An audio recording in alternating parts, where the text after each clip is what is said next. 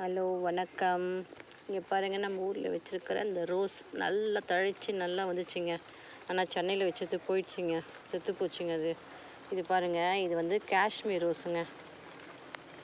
இதில் வந்து எது பன்னீர் ரோஸுன்னு தெரியல, இதுவா இல்லை இதுவான்னு தெரியல. இதுவும் பன்னீர் ரோஸா தெரியல. இப்போ தான் மொட்டு விட்டுருக்கு பாருங்கள். இதுலேயும் மொட்டு இருக்குது, நல்லா வந்திருக்குங்க. இங்கே